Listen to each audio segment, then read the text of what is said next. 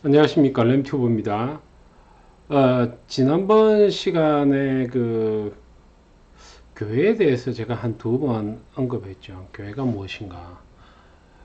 정확하게 말씀드렸지만 교회는 성전이나 건물을 얘기하는 것이 아니라 성도들의 모임이라는 것을 말씀드렸습니다. 왜 교회를 정확하게 이해를 해야 되냐면 교회에 대한 정확한 이해가 있어야 천국에 대한 정확한 이해가 생기는 것입니다. 천국을 알려 하면 교회가 무엇인가? 그걸 지금 현재의 교회 상태를 알고 또 완성된 교회 상태를 알아야 하는 것입니다. 그걸 설명하기 위해서 교회에 대해서 로마서도 좀 읽어서 성화, 영화관계 설명드렸고요. 그렇게 말씀드렸습니다. 오늘은 우리가 천국에 대해서 가장 명확하게 잘 나타나는 데가 계시록 마지막 장이에요. 천국의 새로운 천년 왕국으로 계시되어 있는 새로운 예루살렘의 시대를 딱 이렇게 묘사하고 있는 게 계시록이고요. 그 계시록을 이해를 하려 하면 바울 서신에 나타난 교회에 관한 이야기를 정확하게 이해를 해야 됩니다. 그래서 먼저 일단 고린도전서와 에베소서에서 교회에 대한 것을 잠시 여러분한테 설명드리고자 합니다. 이것은 사실은 크리스찬들이 기본이고 다 배워서 알아야 되는 부분이고 또 여러분도 다 잘 아시는 부분인데 사도 바울이 언급한 교회에 관한 이야기를 계시록까지 가지고 가지를 못하는 거예요. 계시록의 예루살렘과 지금 교회는 다르다라고 딱 막연히 생각해 버리는 겁니다. 그렇지 않다는 것을 제가 오늘 말씀드리고자 하는 겁니다. 자, 고린도전서 3장 한번 볼게요. 여러분 잘 아시는 말씀입니다. 3장에 보면 바울이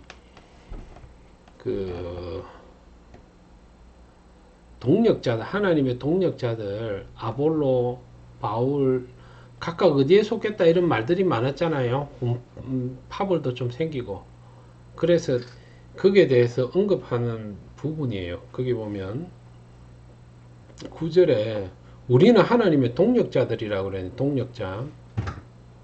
너희는 성도들은 하나님의 밭이요 하나님의 집이다. 이렇게 말한 겁니다. 그러면 하나님의 동력자된 목자들은 뭐 하느냐? 성도들을 따듬어서 좋은 집을 짓는 겁니다. 집을. 그죠? 내게 주신 하나님의 은혜를 따라 내가 지혜로운 건축자와 같이 틀을 닦아두매 다른 이가 그 위에 세우나 그러나 각각 어떻게 그 위에 세우기를 조심해라. 바울이요. 모퉁이 돌이 대신 예수 그리스도의 돌 위에 틀을 닦아주고 그 위에 다른 사람들이 성전을 세워간다고 말하고 있는 거예요. 성도들을 깎아서. 그죠? 자, 12절. 만일 누구든지 금이나 은이나 보석이나 나무나 풀이나 집으로 그 터 위에 세우면 바울은 12절에서 그 성전을 금이나 은이나 보석이나 나무로 만든다고 하죠. 그죠? 근데 바울이 여기서 말하는 금, 은, 보석, 나무, 풀, 집 이건 뭐죠? 성도를 말하는 것이고 조금 더 구체적으로 언급하자면 성도의 신앙을 말하는 것입니다. 그죠?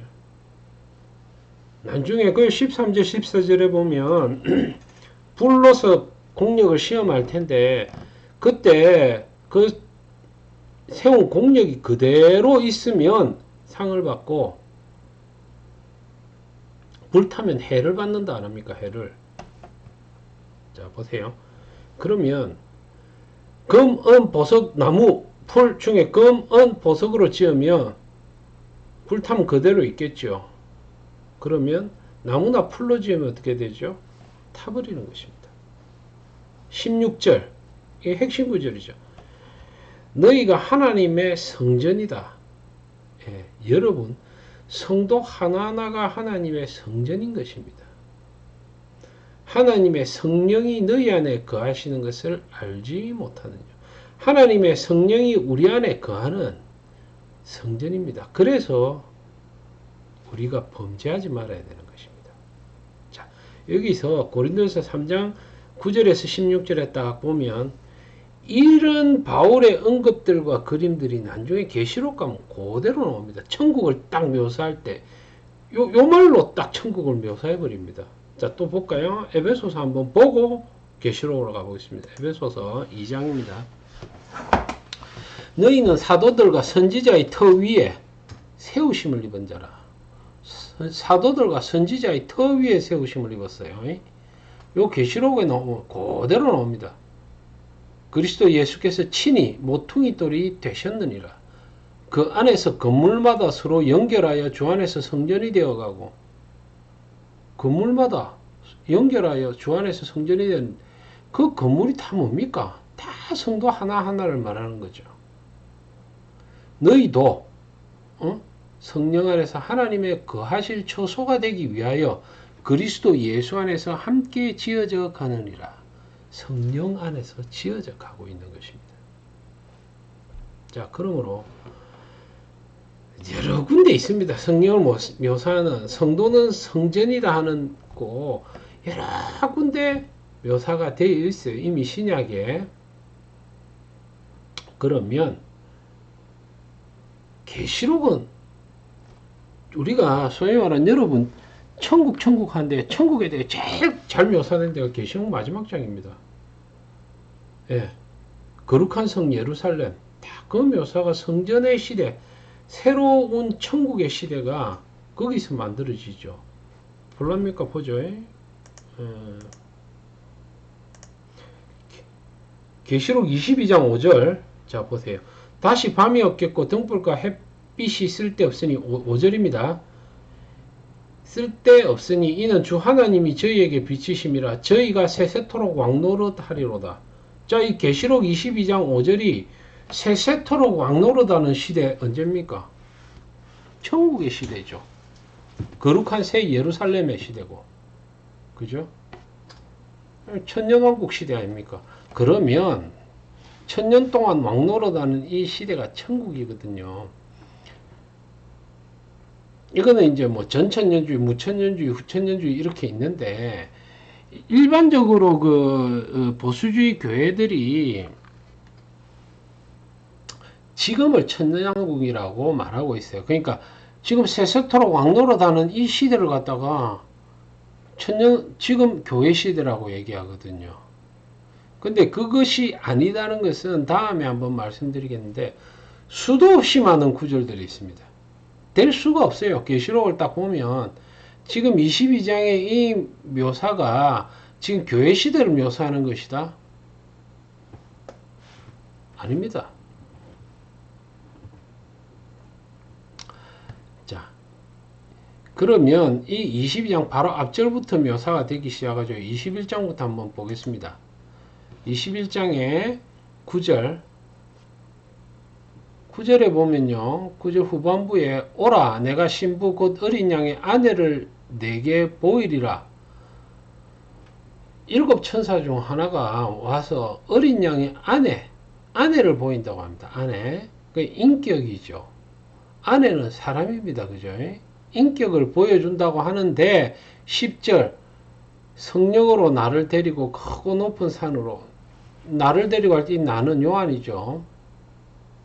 크고 높은 산으로 올라가 하나님께로부터 하늘에서 내려오는 거룩한 성 예루살렘.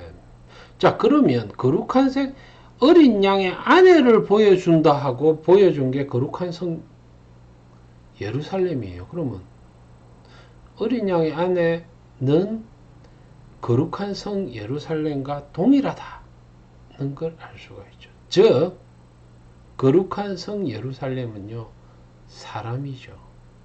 신부죠. 자, 그럼 거룩한 성 예루살렘 안을 봅시다. 하나님의 영광이 있음에 그 성의 빛이 지극히 귀한 보석 벽옥과 수정같이 맑더라. 그죠? 크고 높은 성곽 있고 이런 묘사가 쭉 있고, 그죠? 16절까지 성에 관한 묘사가 쭉 있습니다. 보면 성곽은 12기초석이 있고 그 위에 어린 양의 12사도의 12이름이 있더라. 그렇죠? 12이름이 있죠. 에베소서에 보면 뭐라고 묘사되어 있습니까? 똑같이 묘사되어 있죠. 20절, 에베소 2장 20절 다시 한번 볼까요? 사도들과 선지자의 터 위에 세우심을 입었다. 그렇게 표현하고 있죠. 계시록은 뭐라고 했죠? 14절, 어린 양의 12사도의 12이름이 있더라. 그 다음 장 넘어가 보겠습니다. 21장 17절, 성곽을 청량하니 144규빗이요, 그죠? 천사의 청량이라. 쭉 보면 19절부터 이제 나오죠. 기초석은 벽옥이요, 둘째는 남보석이요, 셋째는 옥수요, 쭉 해서 12개의 보석이 쫙 나옵니다. 진주문이 있고요. 천국 간증을 보면 천국에 가서 이런 문 보고 진주 보고 금으로 된 뭐를 보고 왔다는 간증들 있죠. 그게 거짓말인 것입니다. 이 진주 보석은 누구를 말하냐? 성도를 말하는 거예요. 고린도전서 보십시오. 만일 누구든지 금이나 은이나 보석으로 지으라. 나무나 풀이나 집으로 이 태유 세우는데 금이나 은이나 보석으로 세우라고 되어 있지 않습니까? 그게 뭐냐면 성도, 하나님의 집으로 지어져 가는, 집의 재료가 되어가는 성도를 말하는 것입니다. 그래서 똑같은 길을 따라서 계시록도 계속 보석을 얘기하죠. 다 성도죠. 22절 볼까요? 성 안에 성전을 내가 보지 못하였으니 이는 주 하나님 곧 전능하신 이와 및 어린 양이 그 성전이심이라. 성 안에 성전이 없어요. 성전이 뭐라고요? 어린 양이 성전인, 예수 그리스도 어린 양이 성전인 것입니다. 하나님 곧 전능하신 이와 어린 양이 성전인 것입니다. 우리 사람도 성전이고요. 그래서 신약지로 딱 넘어오면서 구약의 성전은요, 성도라는 개념으로 딱 바뀝니다. 그래서 계시록에 묘사된 이 모든 천국의 모습들은 완성된 성도, 영화된 성도들을 말하고 있는 것입니다. 자, 연결되어서 22장 가보죠. 굉장히 중요한 장입니다. 22장은 천국의 그 모습을 딱 묘사를 해주는 거예요. 또 저가 수정같이 맑은 생명수의 강을 내게 보이니 하나님과 및 어린 양의 보좌로부터 나서, 이 세세토록 왕노릇하는 이 세대는요, 수정같이 맑은 생명수의 강이 보입니다. 여러분, 이 생명수의 강이 띵띵 흐르는 맑은 물이 있는 강으로 여러분 생각돼. 저 어디 별이 있는 천국에 가니까 막 강이 흘러가는 그거로 보이십니까? 그거는요, 사도들과 선지자들과 예수가 말하는 천국하고 다른 겁니다. 이 생명수의 강은요, 말씀이 회복된 시대를 말하는 겁니다. 생명수의 강은 완전히 회복되어 있는 하나님의 말씀의 시대를 말하는 거예요. 이 강이 하나님과 및 어린 양의 보좌로부터 쫙 흘러나와서 길 가운데로 흐르는 거예요. 그 세세토록 왕노릇하는데, 강 좌우에 생명나무가 있어 12가지 실과를 맺히되 달마다 그 실과를 맺고, 그 나무 잎사귀들은 뭐 하려고 존재한다? 만국을 소성하기 위해서 있더라. 이런 말씀을 얼핏 보면 이거를 교회 시대로 해석해도 뭐 크게 문제는 없을 것 같이 보이긴 하는데, 그렇게 하자면 다른 데 있는 말씀들이 너무 안 맞아요. 이걸 지금 교회 시대로 보면.